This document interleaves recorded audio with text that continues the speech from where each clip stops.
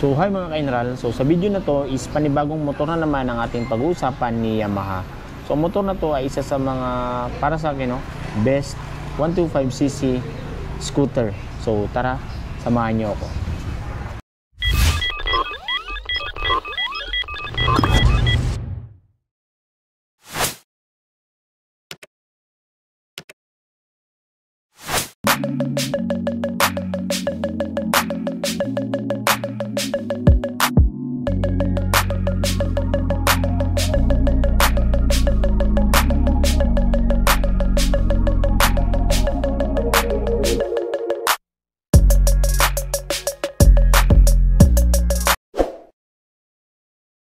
So walang iba mga ka-Inral kundi ang Yamaha Mio Gravis 125. So ito siya mga ka-Inral. Yan. So ang kulay nito mga ka-Inral is ano siya, matte green. Yan.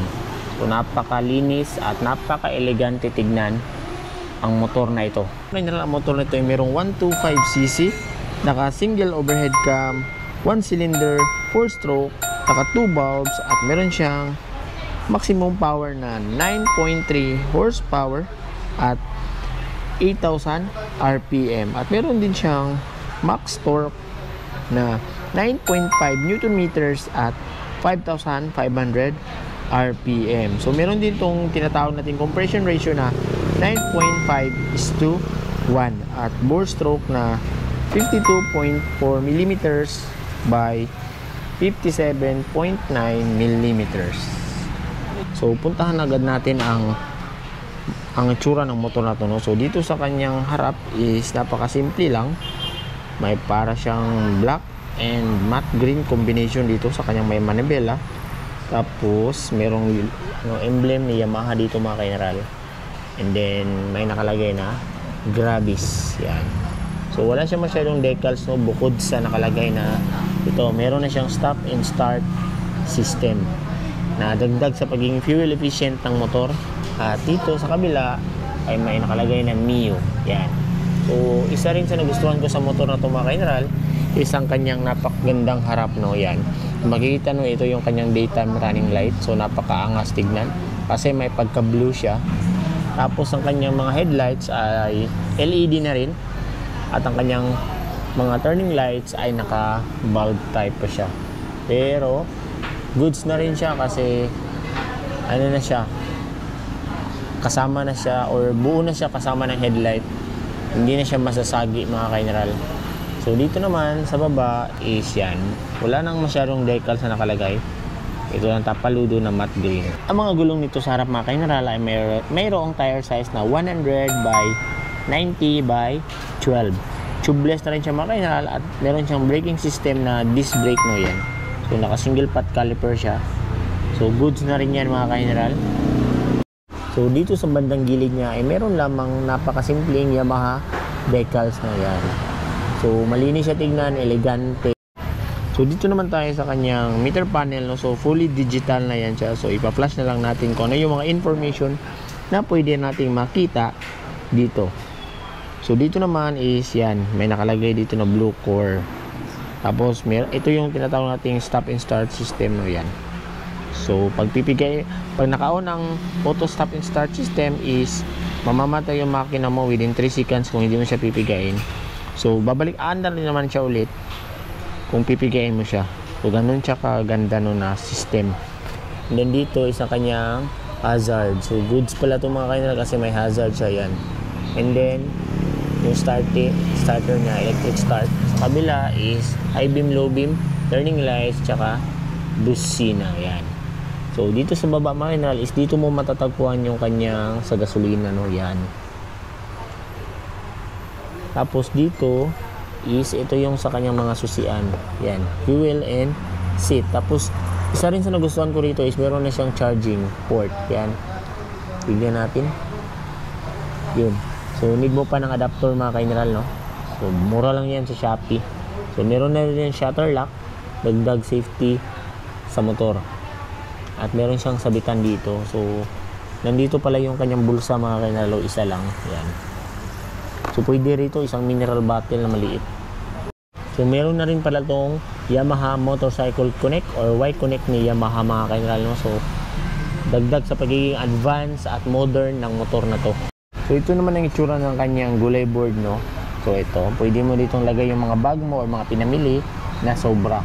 And then maganda na rin siya mga ka-general kasi meron siyang mga magaspang dito, anti-slippery. Para kung ilagay mo yung paa mo dito, hindi siya magsa-slide or magsa-skid. Kasi meron siyang ganito. So dito naman na part mga ka-general, isang kanyang apakan ng pasahero sa likod or yung niya, footrest ng passenger yan.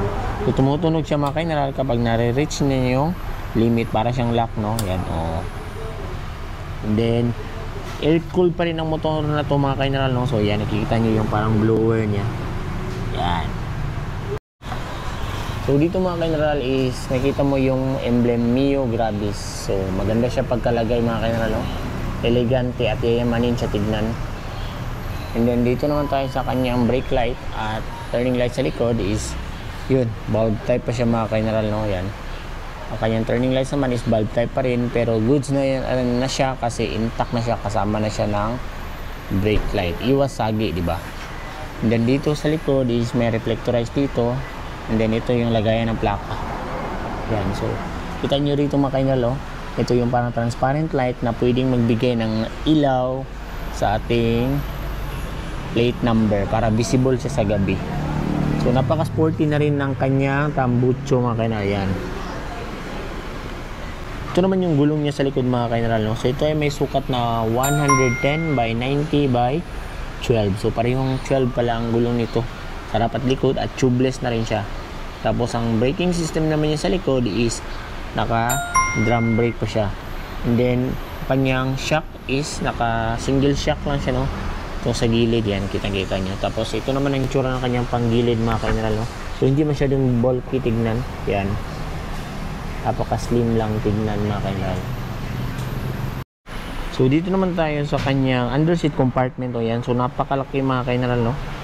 So nandito yung battery niya, yan. So ito ay merong size na 25 liters. So kasya dito siguro ang isang half face helmet. Ang full face hindi ako sure, no? So ito naman yung grab bar niya mga ka-general, no? Napakalaki mga ka-general. Yan. So pwede mo rin itong palitan ng mga top box bracket kung gusto mong extra lagayan ng iyong gamit sa likod. So nagustuhan rin natin mga ka-general, no, ang kanyang mga pang sa gilid, yan. Yung fairings siya, napaka-sharp tignan. Dagdag sa pagiging aesthetic ng motor na to. So mga ka-general, isa rin sa nagustuhan ko dito ang pagkalagay dito ng kanyang fuel tank, yan. So ang meron pa na itong size na 4.2 liters, no? So maganda siya mga ka-general kasi hindi mo na need pababain ng iyong angkas, no, kung magpapagasolina ka. Ang motor na to ay meron ding estimated fuel consumption na 40 to 50 kilometers per liter. So matipid na rin yan siya mga ka-general, no? Kasi nakadepende pa rin yan kung paano pigain ang silinyador ng motor mo. Ang ground clearance sa motor na to ay merong 135 mm. Meron din siyang seat height na 780 mm. Wheelbase na 1,275 mm. At meron siyang weight, no? Meaning may laman siya ang kanyang oil at kanyang tank na 102 kg. So kayang-kaya to ng mga beginner pa lang, no, sa pagmamotor. Tsaka recommended din siya kasi bukod sa matibid siya sa gas, eh meron siyang mga gulay board at malaking underseat compartment na pwedeng pang araw-araw. So ngayon mga ka-general, ay alamin na natin kung magkano ang presyo nitong Yamaha Mio Grabis ngayong 2023. So ang cash price nito mga ka-general ay nasa 93,900. So meron siyang down payment na 14,100 at meron siyang 36 months installment na 4,277. Yan. So mga ka-general, recommended talaga ang motor na ito mga ka-general kasi goods na goods siya, no?